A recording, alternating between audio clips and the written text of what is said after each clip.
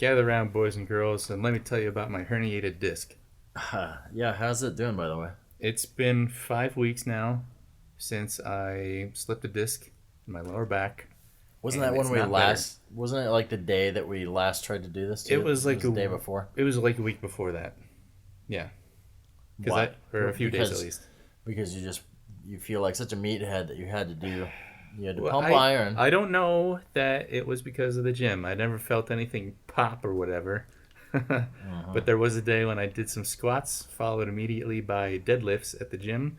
And later that day, I was like, oh man, I'm in serious pain and it's not really getting better. And after a week, I went to the doctor. And a couple weeks after that, I started physical therapy because I had to travel for the holidays. And now I'm in the middle of physical therapy. And I have, like, pressure on my sciatic nerve. 2 weeks to live. Oh, God. They didn't tell me that at physical therapy. I need to make some phone calls. I have to leave. But, yeah, that's what's going on with me. I have no fucking idea what this movie is that you're about to show me. You've never seen Just One of the Guys? I have heard the title before in my life. Well, it is. It's a common phrase, you know. Just one of the guys. I have no idea what this could be about. It's from the 80s. I'll give you a hint. It's either a movie about homosexuality. Close. Or baseball. Or both at the same time. I don't think that a baseball. Wait, there may be a scene where a guy is tossing a baseball to himself. Spoiler. Near the beginning. I don't want to hear about a guy tossing balls to himself. Singing I'm Just One of the Guys.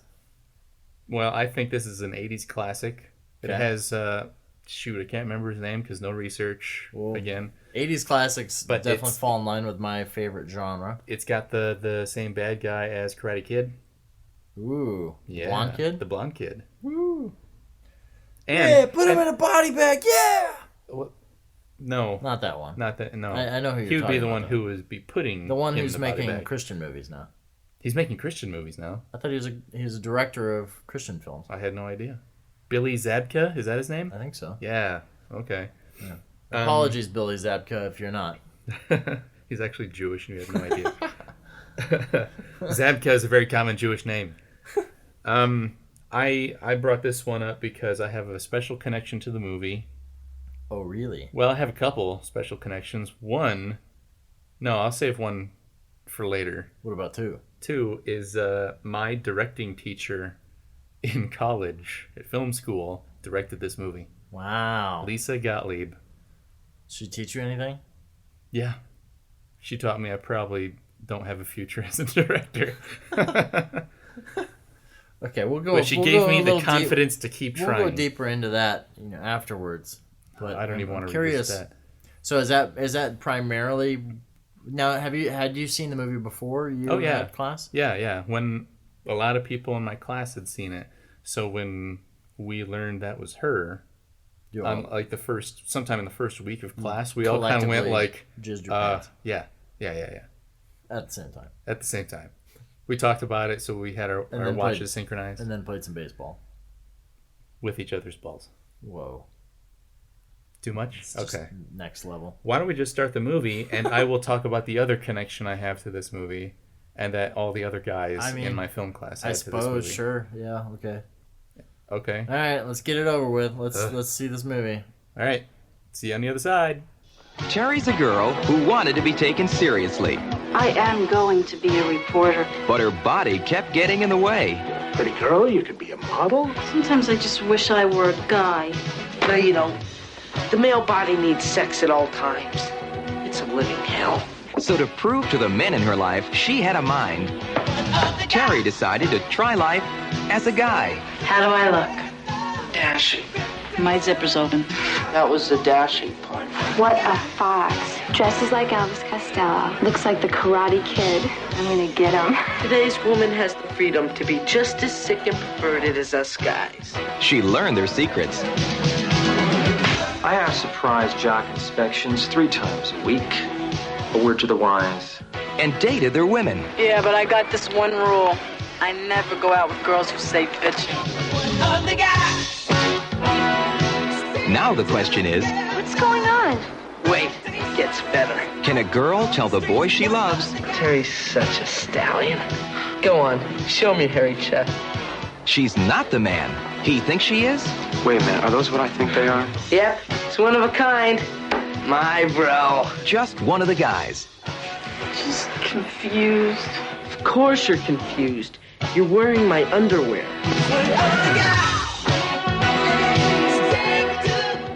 Just one of the guys. What did you think, Chad? That's how we're gonna come back, just straight into it. Okay, yeah. Sure. What the fuck did you just make me watch? Really? You thought it was fucked up?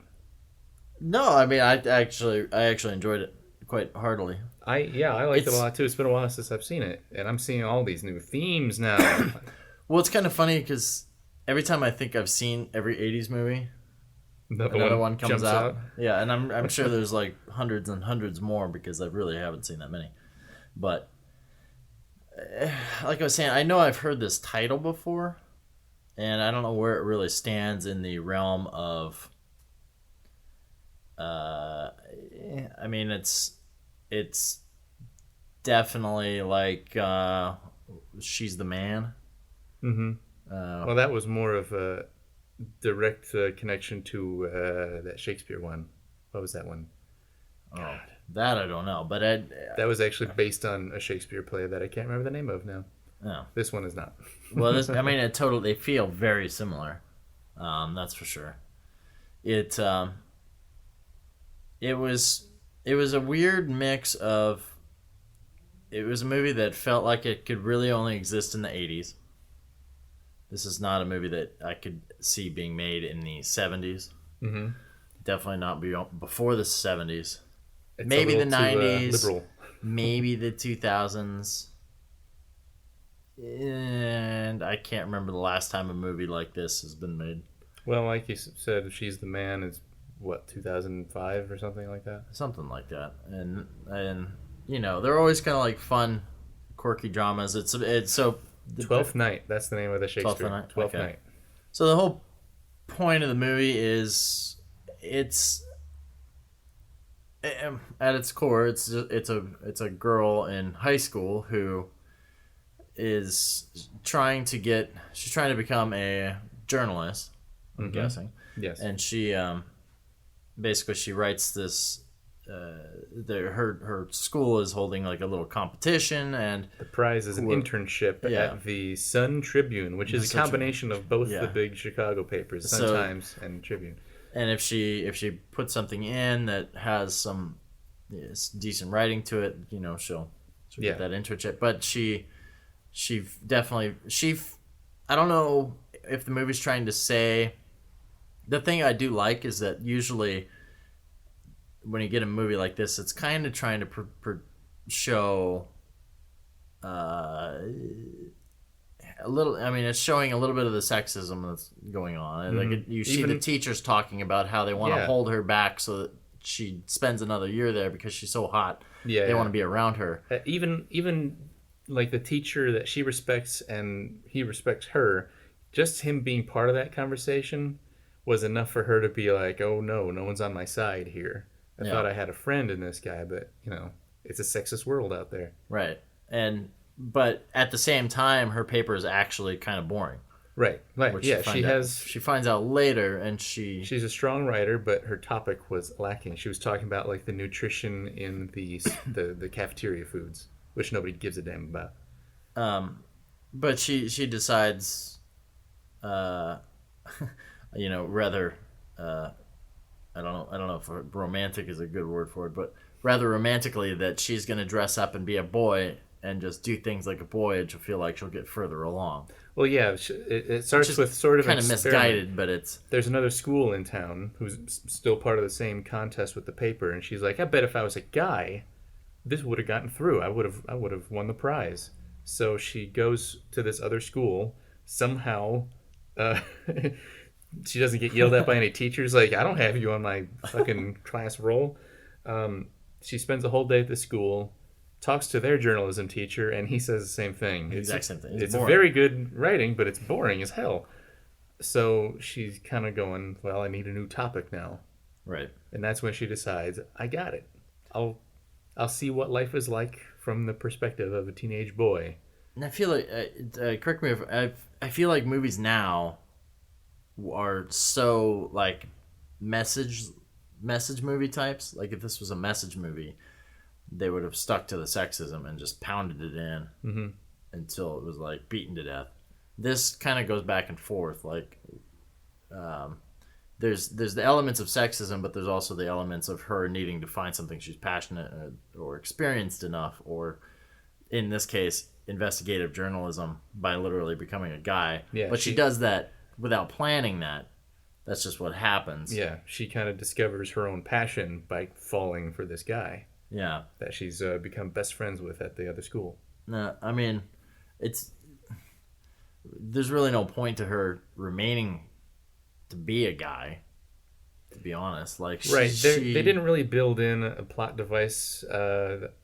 They have like the ticking clock device, which is like the Monday after prom is when this paper is due. Like final deliveries are due. The teacher says it's no good, so she decides she needs to write another one. Yeah, she just starts over. So she's still. So there's this clock at play, and she says a few times like, "Oh, I gotta keep doing this. I don't have enough for my story," but they never really say what she's missing. She just keeps doing it. Well, and the weird thing is that even though this is her ambition and this is her goal, we never see her do it. The only thing we see is her living a life as a man and then occasionally as a woman. Yeah, and the complications of switching back and forth. Right, the complications of course, she befriends a guy who she falls in love with, and all her other friends. She's got a girl who, the hottest girl in school, Sherilyn Fenn, of course, is like, oh, who's this new kid? I want to follow this guy. Yeah, and course. Sherilyn Fenn apparently has no other friends at right. school. Like she was not part of the popular crowd. That's not how crowd. it works? Yeah. She was too hot. No one could even befriend her. So there's all that juggling. But you're right. We only see her writing in one of the first scenes and one of the last scenes. Right. Well, we don't even see her like considering like what her second paper is going to be. Once the teacher says, "This is boring. Come up with something else." She's like, "Okay, so I have 2 weeks," and then literally, we don't even see her touch the paper until after everything's fallen to shit. After the fact, and she writes a story, of course, about dressing up as a guy and going through this whole process and dealing with all this shit. And I would have to say, I mean, I'm not a journalism teacher at a high school, but I think one of the first rules is you don't want to become the story. Right. That's a major line she crossed. She fucked with so many people. Oh yeah. Just to have like a somewhat decent idea for this paper to write, she's got to go back to the drawing board. Well, the movie, it's funny. It's impossible. I feel like it's impossible to not like these kinds of movies, whether or not they're this kind of movie where it's the gender swapping kind of movie, or it's age swapping movies like 13 going on 30, or vice versa, 18 again or 17 again. Yeah. Any kind of movies like those, they're always fun to watch, and they all have the exact same structure. It seems like they all have the same moments of like, oh shit, someone's gonna find out, and of course they find out, and then they're mad, and then of course they change their mind, and they come back around, and then everything's and it's all that fish out of water stuff, like in Big. It's a kid in a grown-up's body still playing games. Still playing games, and those are, for whatever reason, they play so well, and it's not like, at the time maybe this movie was a little bit. They actually refer to Tootsie. Yep. Which, outside of... That was 83, I think. A few years before this. And then there's another one with Ellen Barkin. Switch? Was it Switch? Yeah. But, that was more of a magical one. These kind of movies... definitely, like, we're kind of born in the 80s and... came into the 90s. You got there's Freaky Friday. That's like the original magic body switching. Freaky Friday, that's true. Yeah. Ladybugs. With Jonathan Brandis. R.I.P. Brandis. Man, what happened to that guy? Hung himself. No, I don't mean literally. I mean, damn. Yeah. I wish he was still around. Do you? Yeah. Yeah. Sequest, DSV. That's true. He was the bomb. Yeah, it was the bomb in Sequest. I love these kind of movies. I always refer to these movies as pre 9/11 movies. Innocent, so full of Exactly. life and fun. Because you have like, there's nothing about these movies that's realistic, and yet when I think of that era and how our lives were going through high school through the 90s and whatnot, like I feel like this this movie obviously doesn't represent that, but the up until 9/11, everything I feel like we knew, and the internet came along, speaking specifically to our age range, where we grew up without the internet, and then at some point mid-20s to 40, which is how everything switched around. And now movies are very cynical and have to be kind of serious, and I think stakes have to be so high with everything. The stakes are so high, and this, I think the only stake is that people will find out she's a girl. Right. Oops. Have you seen? That's why I think La La Land was so refreshing to see, because it didn't have these earth-shattering. It was just very optimistic. It did have some elements of cynicism, but not like this kind of a movie where it's I don't. Sherilyn Fenn's the only actress in this movie that I recognize, besides the guy from Karate Kid. Oh yeah, Billy Zabka. Yeah, who may or may not be a Christian filmmaker now.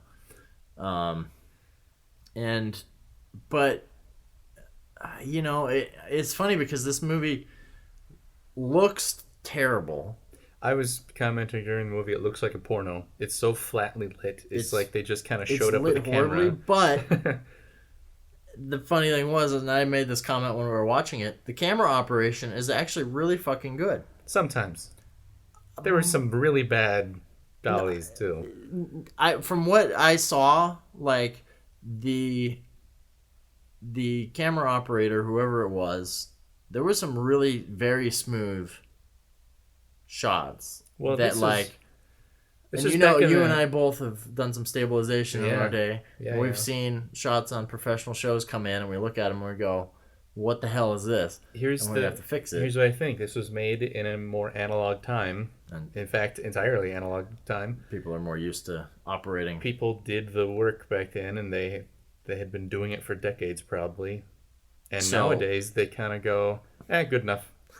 well, despite the fact that nobody's in this movie that was, at least recognizable to us 30 years from this, which was what, 85, you said, is when this was made? Yeah, I guess. Yes. Let's go with 85. Yeah. Well, I'm pretty sure that's what you said. I think 86. Whatever. It was the year. Yeah. It was the year after Karate Kid and Revenge of the Nerds. You're probably right. 85, because those sound like 84 movies.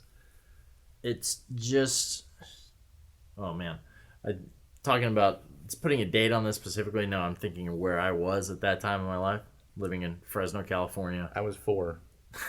You were 4. I was living in Fresno on my way to Denver, and just imagining that era.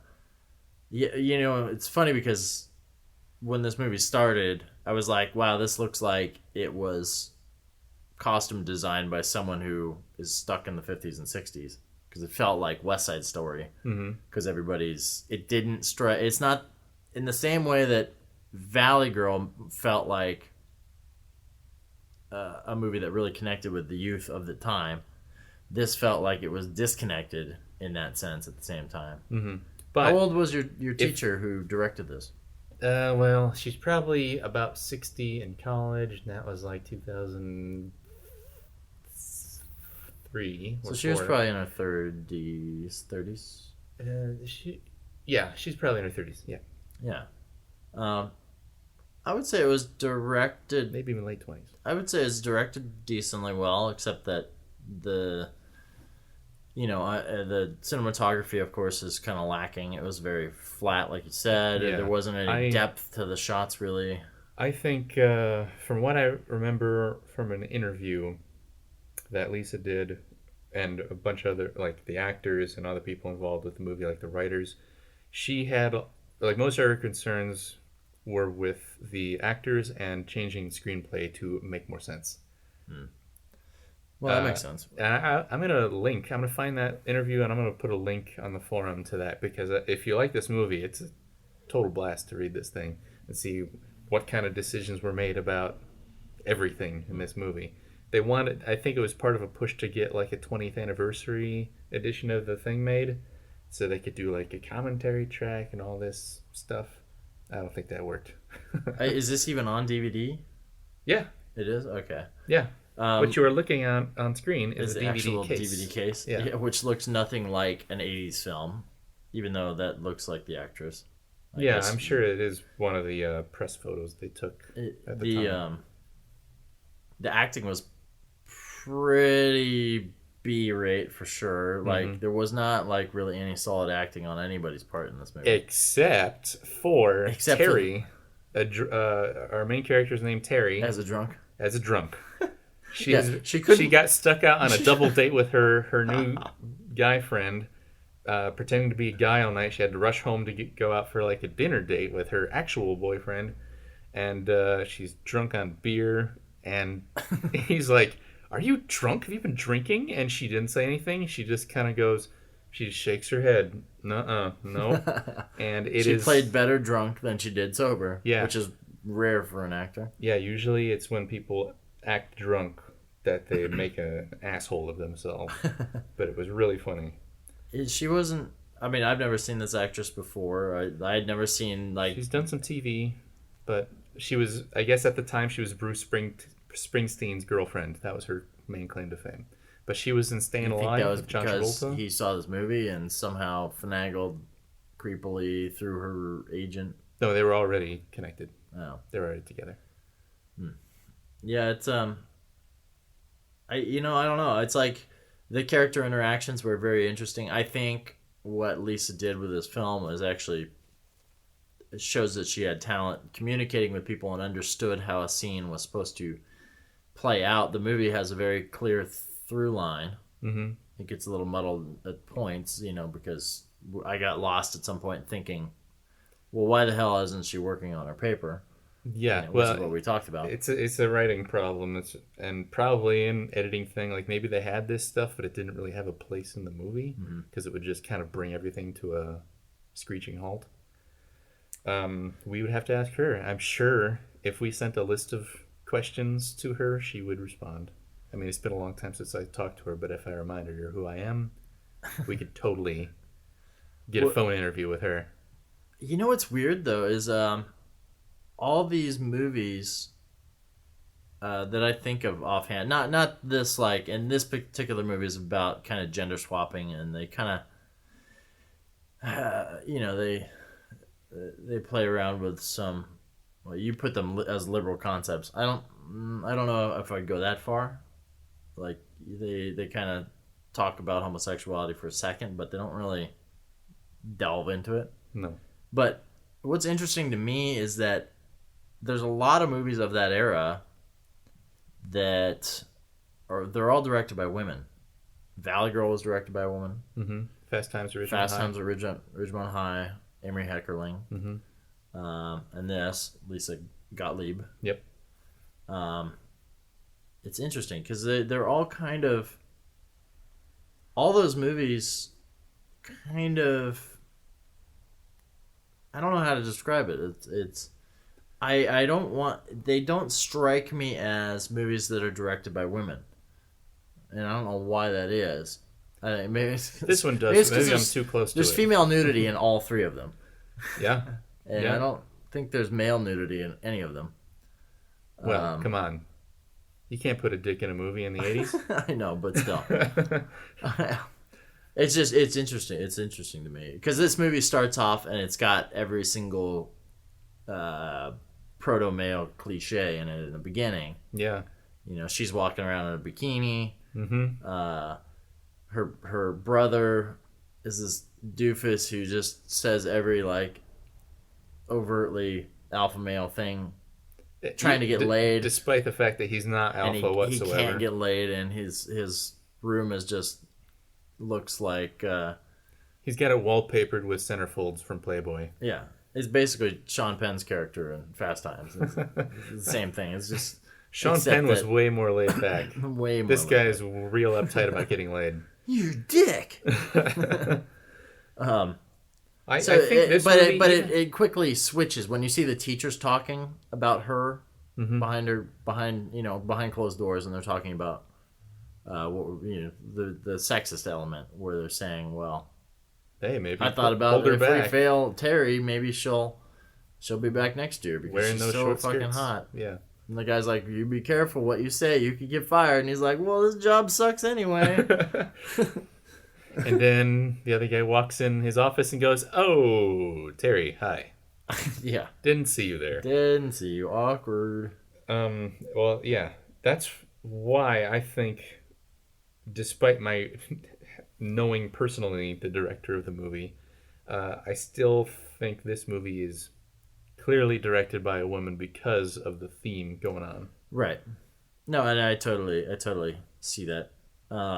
Because the frustration portrayed in the movie feels real, even if it's over something relatively benign like this article for a school project.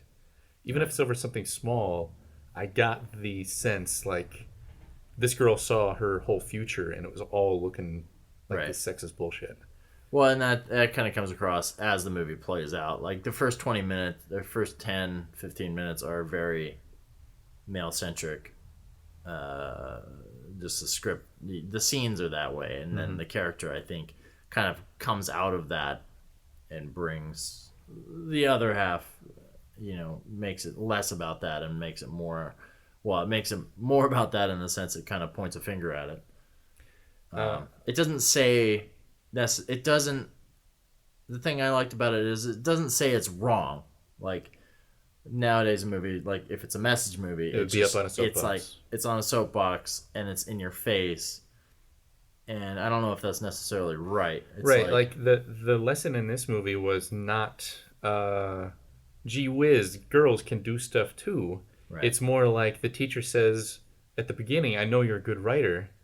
Just give me something worth writing about." And then the story is her learning to have something worth writing about. I mean, that still doesn't mean that the teacher's not, a scumbag for saying bad things.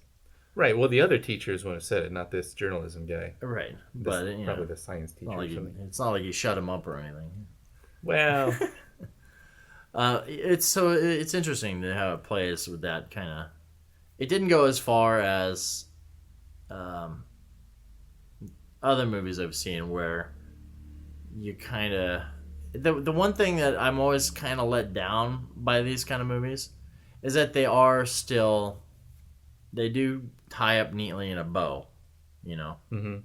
Like no matter what came before, we're all friends now. I guess the cynical side of me, which is a fan of modern movies, would be to see this movie play out in more of a realistic setting and see what would happen. Okay. And maybe I'm trying to. I know I've seen a movie like that where maybe it's Boys Don't Cry or something. Which that's pretty serious one. Yeah, she gets blown away. I think in that one. Spoiler. So maybe that's not the best way to watch a movie like this, but yeah, I kind of miss the error and the era and the goofiness of high school movies, because really they don't, outside of like Superbad and 21 Jump Street the remake, I guess it was the first film. Yeah. I can't really think of the last good high school movie. Mean Girls? Well, but Mean Girls came before Superbad. But it was still, that came out in 2002 or something. Right. It just 80s. Feels like it's a dying breed, whereas they were kind of like event movies, Mm-hmm. I guess American Pie was more towards college-aged people. And went that to was high definitely school? more of a male-centric plot for Yeah, sure. that was definitely like a chauvinist sort of Yeah. thing. The opposite of just one of the guys. Yeah, pretty much.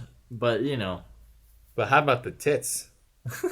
That's what I should go back. I mentioned I had 2 connections to the movie. One was knowing or being taught by Lisa Gottlieb, the director of this movie. The second connection was these are the first boobs I saw in a movie. Ever. I'm pretty sure. Was your mind blown? It was pretty much blown because those are some great boobs. It kind of came out of nowhere too, because it's like, well, it's at the end of the movie. It's at the prom after a fight has broken out, and Terry is trying to convince her friend that she's actually a girl, and he's like, "Come on, get out of here! I don't believe that." Yeah. So she just rips her shirt open, and there they are. And he says, "Where do you get off having tits? How dare you? How dare you have tits?" I'm not sure if that was. I saw that moment happen, and I was like, sure, as a guy, I was like, okay, cool. But I was like, was it necessary for her to do that? Like I'm trying to like defend the movie for going beyond realism. But I think as soon as she felt like it jumped socks down her pants, it was beyond realism. It jumped the shark a little bit there, but I mean, I guess if she wants to prove that she's a female, that was a good way to do it. Quick way to do it. He was leaving. That's the only way to stop him. Yeah. I know that much hay was made over that in the making of the movie. Right. Like, really? The actress needed to be convinced of doing that. Oh. I'm not sure if that was scripted or if Lisa decided, like, no, we've got to take this. This is the climax. This is the big moment. Yeah. I mean, I guess it's just like, all right, well. That's something that's addressed in that interview. Yeah, I'd be kind of curious to see what her take was on it, because I almost wondered watching it. It felt like if it was like the. Did she write this too? She would say so. Yes, she didn't have a writing credit. Right, but they apparently did enough work on it on set or in rehearsal that she basically wrote a good chunk of the movie. I got the feel this felt like very not like necessarily ad-libbed, but it felt like they were coming up. It felt kind of fresh, so which says to me that it wasn't over rehearsed. Especially with Buddy, the younger brother. Yeah, the younger brother who he steals every scene he's in, or he tries to. He looks stereotypically like an annoying younger brother. A kid.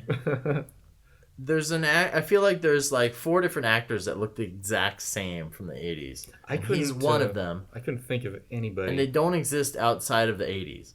Well, he's of the same mold, though the character is younger, as Bill Paxton in Weird Science. Okay. Like, if he was the older brother instead of the younger brother, he would be Bill Paxton in Weird Science. Well, and also the kid, the friend in Adventures in Babysitting, who has the Playboy and is convinced that Elizabeth Shue is the girl in the magazine. That is like an archetype from the 80s, the kid who's always got a secret Playboy somewhere. Man, I've never had a secret Playboy. You haven't lived. Man, you don't know what it's like to have an illicit, secretive Playboy. I definitely miss the innocence of that era, though. Like when a Playboy could be considered, like, oh my God, what is this magic? How risque. What is this black magic? Tales of ribaldry. In the days of the internet, it's like, well. After you've seen Goatsy, there's no coming back. Oh, Jesus. I feel like you just flashed our audience. Everybody knows what the fuck Goatsy is. Right, exactly. And now it's in their head. Thank you. Good job. Good job, Mark. Let me ask you, do you buy her as a guy? Did you believe she could have convinced all these other people? I kept saying the same thing during the movie, that she reminded... I can't remember the name of the character, but she reminded me of, specifically, the douchebaggy friend character in Fast Times at Ridgemont High, who sleeps with Jennifer Jason Leigh. Mm-hmm. And then ditches her. And doesn't pay for an abortion. So male Terry feels like that. She plays like she has the exact same voice that she's kind of putting on, the accent or whatever, and I don't know if that's her real accent in real life that she just kind of made into a man's voice as well. Because she did the same accent as a woman, but it was just with a higher voice, obviously. Oh. But I didn't detect an accent. it was a character kind of accent that she was putting on. She's like, you talk like this, you gotta come hanging with the boys. Okay, and, just some like characterization stuff. Yeah, it was. I guess it was kind of New York. It felt like obnoxious New York, kind of. Yeah, a little bit. No, I mean she really overplayed it so much. I think some of the humor was in that, but yeah. And it was the same thing with Amanda Bynes in She's the Man. Like, she just overplayed everything. And sometimes you just want to be like, I want to see you actually try to pull this off. Yeah.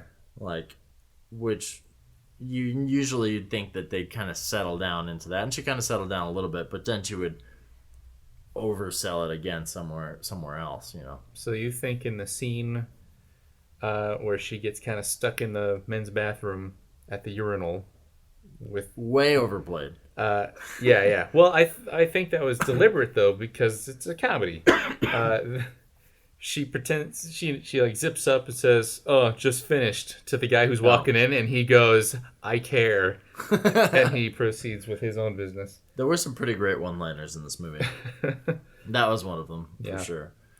I was actually thinking of the later bathroom scene where the guy she's interested in, she's... He starts to use the urinal. He starts to use the urinal, and she freaks out a little bit because she... You have to do that in here? She kind of wants to see his wang, but she's a little embarrassed about it. And then he goes over and washes his hand, and she brushes his hair back, which was like the first moment where she's like done anything remotely like... Physical That's with him. The first time they've touched, really, besides shaking hands. She goes into overdrive and goes like ultra extra male.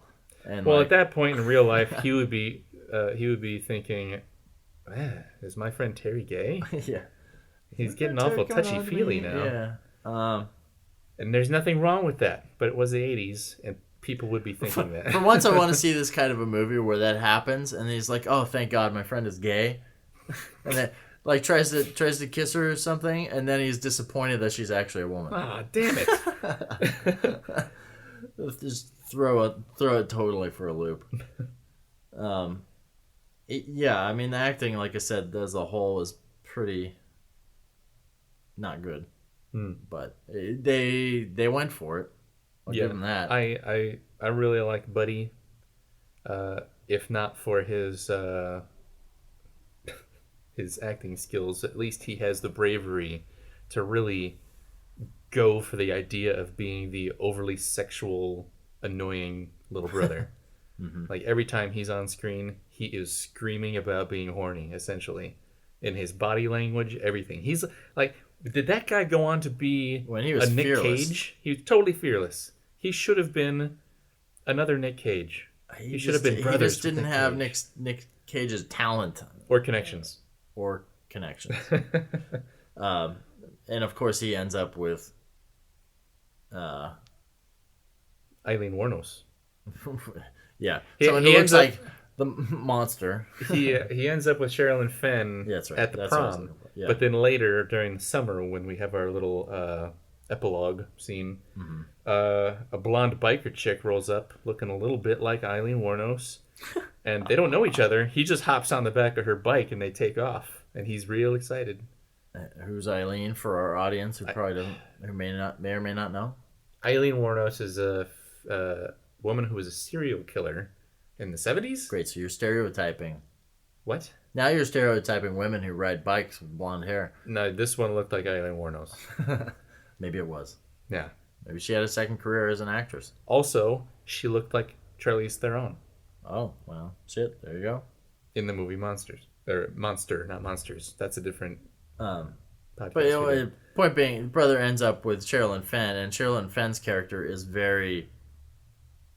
That was like the only character that was like complete drivel. Oh yeah, she had nothing. She was only there to kind of create she was there to be completely unrealistic and just show up and be the... She's totally into this guy, Terry. Right. Of course, as a girl. He reaches into his pants and finds a pair of socks. Yeah. And then goes, it can't be that small, right? Yeah. How small can it be, rather? That's like, not something you ask somebody. How small can it be, really? Like, well, actually, it's inverted. So, it's not without its flaws. It has charm for sure. Yeah, I think it gets by on the charm, and it's consistently funny. We were both chuckling through the whole movie. I wonder if I feel like the cinematography and complete lack of stars has to be why this movie's not gotten more play. Mm-hmm. This is definitely kind of its own genre.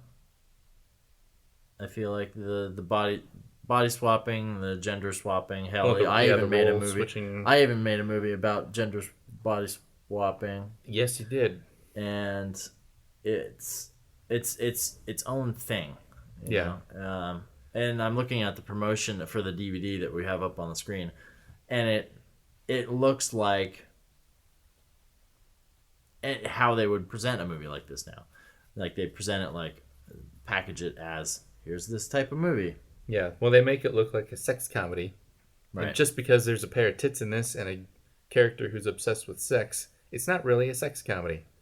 In the vein of 10 with Dudley Moore. Right. No. It's not about that.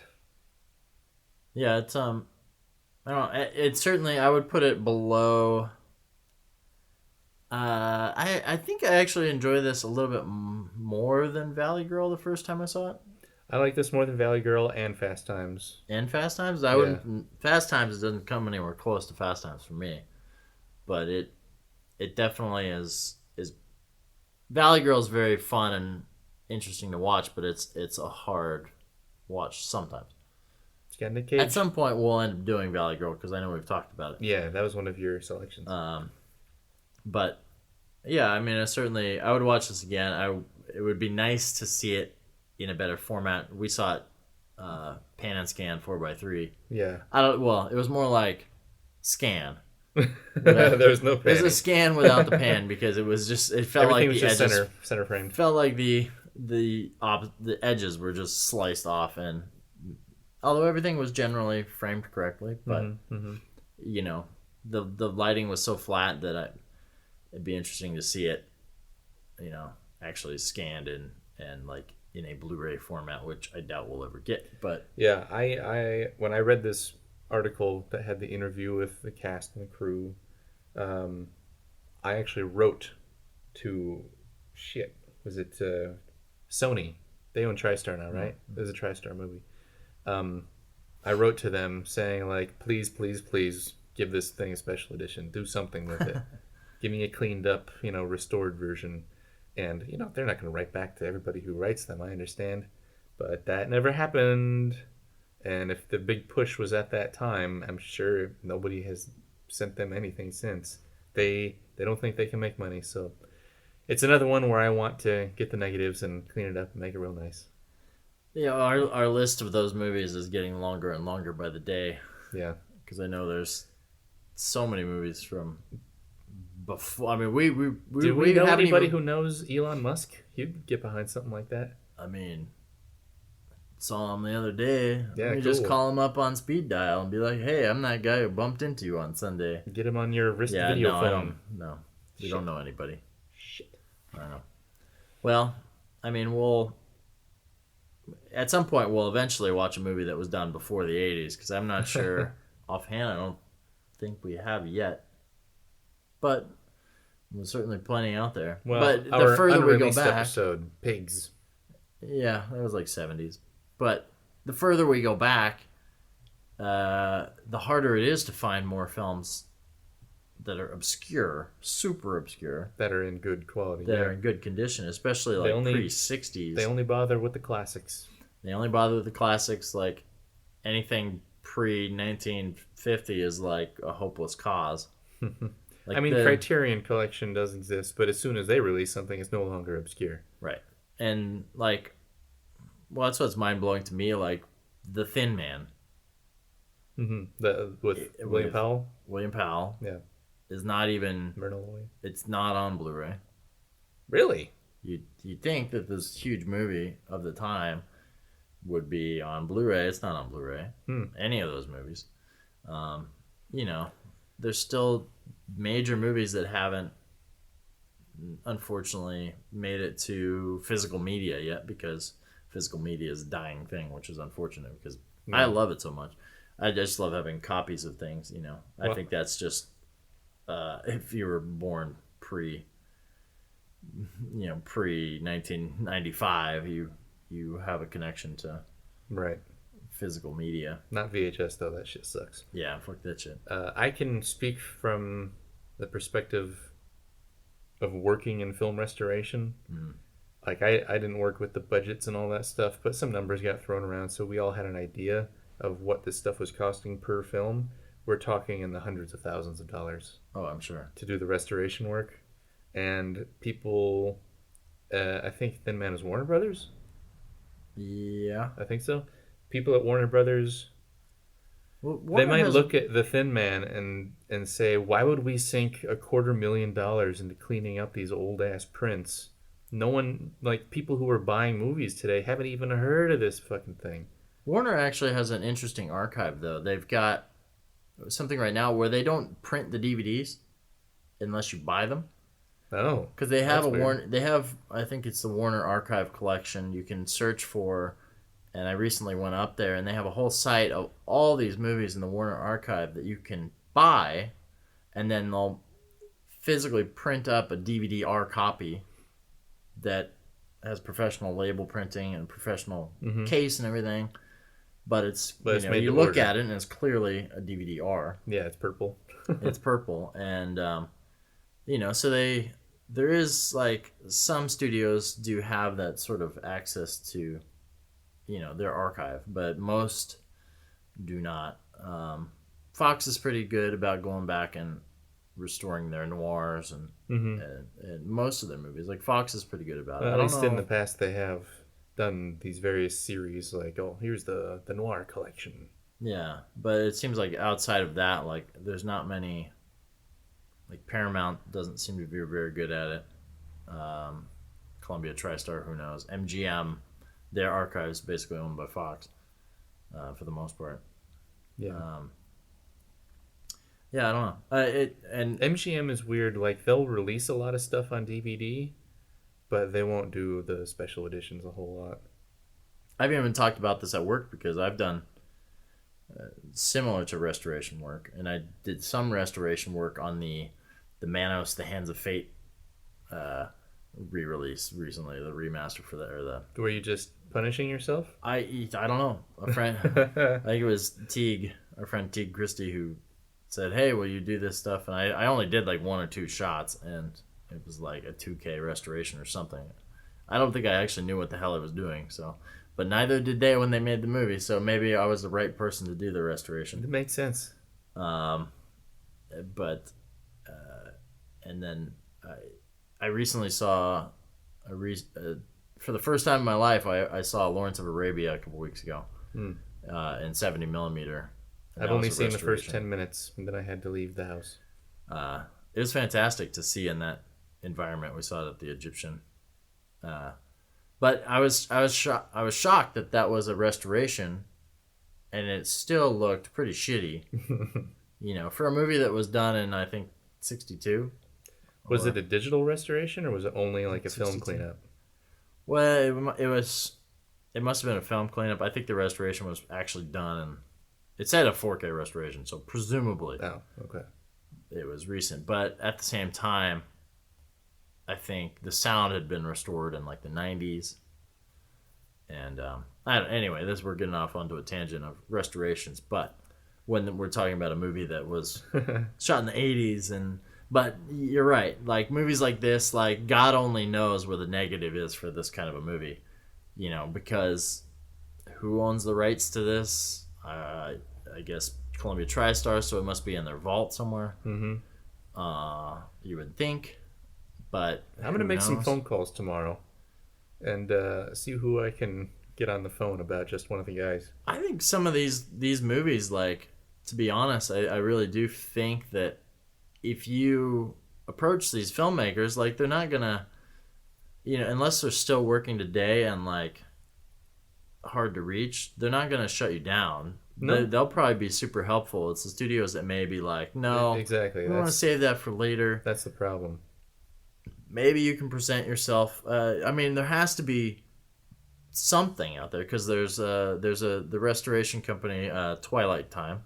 Okay. They're a lot like Criterion in the sense that they'll do limited releases of some movies that may or may not already have a Blu-ray release, and they kind of do their own restoration on some films, but they print like 3,000 Blu-rays, and that's it.